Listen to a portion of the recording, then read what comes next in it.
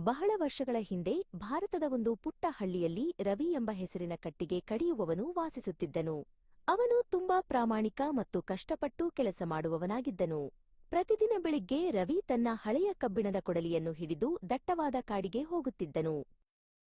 ಒಂದು ಸುಂದರವಾದ ಬೆಳಿಗ್ಗೆ ರವಿ ನದಿಯ ದಡದಲ್ಲಿದ್ದ ಒಂದು ದೊಡ್ಡ ಮರವನ್ನು ಆರಿಸಿಕೊಂಡನು. ಅಲ್ಲಿನ ಗಾಳಿ ತಂಪಾಗಿತ್ತು ಮತ್ತು ನದಿಯ ನೀರು ವೇಗವಾಗಿ ಹರಿಯುತ್ತಿತ್ತು. ರವಿ ಮರವನ್ನು ಕಡಿಯಲು ಸಿದ್ಧನಾದನು. ರವಿ ಮರವನ್ನು ಕಡಿಯುತ್ತಿದ್ದಾಗ ಇದ್ದಕ್ಕಿದ್ದಂತೆ ಅವನ ಕೈಯಿಂದ ಕೊಡಲಿಯೂ ಜಾರಿತು. ಅಯ್ಯೋ ಎಂದು ರವಿ ಕೂಗಿದನು. ಅವನ ಪ್ರೀತಿಯ ಕೊಡಲಿಯು ಹಾರುತ್ತಾ ಹೋಗಿ ದಪ್ಪೀಲ್ ಎಂದು ಆಳವಾದ ನದಿಯ ನೀರಿನಲ್ಲಿ ಬಿತ್ತು. ರವಿ ತುಂಬಾ ದುಃಖಿತನಾದನು. ಅವನ ಬಳಿ ಇದ್ದದ್ದು ಆ ಒಂದೇ ಒಂದು ಕೊಡಲಿ. ಅದು ಇಲ್ಲದೆ ಅವನು ಕೆಲಸ ಮಾಡಲು ಸಾಧ್ಯವಿರಲಿಲ್ಲ. ಅವನು ನದಿಯ ದಡದಲ್ಲಿ ಕುಳಿತು, ದೇವರೇ, ಈಗ ನಾನೇನು ಮಾಡಲಿ ಎಂದು ಅಳಲು ಪ್ರಾರಂಭಿಸಿದನು. ಆಗ ಒಂದು ಪವಾಡ ನಡೆಯಿತು. ನದಿಯ ನೀರಿನಿಂದ ಪ್ರಕಾಶಮಾನವಾದ ಬೆಳಕು ಹೊರಬಂತು. ನದಿಯ ದೇವತೆಯಾದ ಜಲದೇವಿಯು ನೀರಿನ ಮೇಲಕ್ಕೆ ಎದ್ದು ಬಂದಳು. ಅವಳು ರವಿಯನ್ನು ನೋಡಿ, ಮಗನೇ, ನೀನು ಯಾಕೆ ಅಳುತ್ತಿದ್ದೀಯಾ ಎಂದು ಮೃದುವಾಗಿ ಕೇಳಿದಳು. ರವಿ ನಡೆದ ವಿಷಯವನ್ನೆಲ್ಲ ದೇವತೆಗೆ ತಿಳಿಸಿದನು. ಜಲದೇವಿಯೂ ನಗುತ್ತಾ ನೀರಿನೊಳಗೆ ಮುಳುಗಿದಳು. ಅವಳು ಒಂದು ಹೊಳೆಯುವ ಚಿನ್ನದ ಕೊಡಲಿಯೊಂದಿಗೆ ಮೇಲೆ ಬಂದಳು.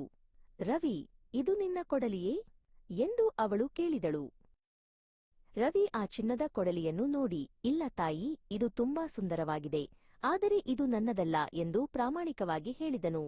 ಜಲದೇವಿಯು ಮತ್ತೆ ನೀರಿನೊಳಗೆ ಕಣ್ಮರೆಯಾದಳು. ಈ ಬಾರಿ ಅವಳು ಬೆಳ್ಳಿಯಂತೆ ಹೊಳೆಯುವ ಕೊಡಲಿಯೊಂದಿಗೆ ಬಂದಳು. ಇದು ನಿನ್ನದೇ ಎಂದು ದೇವತೆ ಕೇಳಿದಾಗ ರವಿ ಮತ್ತೆ, ಇಲ್ಲ ತಾಯಿ, ಇದು ಕೂಡ ನನ್ನದಲ್ಲ ಎಂದನು.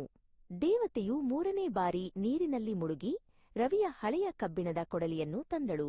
ಅದನ್ನು ಕಂಡ ಕೂಡಲೇ ರವಿ ಸಂತೋಷದಿಂದ ಕುಣಿದಾಡಿದನು.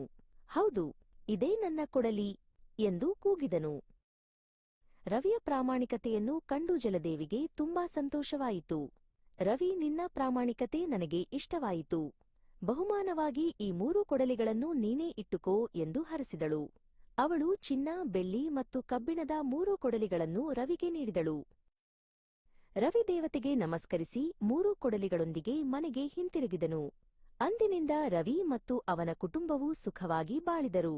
ಪ್ರಾಮಾಣಿಕತೆಯು ಯಾವಾಗಲೂ ಒಳ್ಳೆಯ ಫಲವನ್ನೇ ನೀಡುತ್ತದೆ ಎಂದು ಹಳ್ಳಿಯವರೆಲ್ಲರಿಗೂ ತಿಳಿಯಿತು.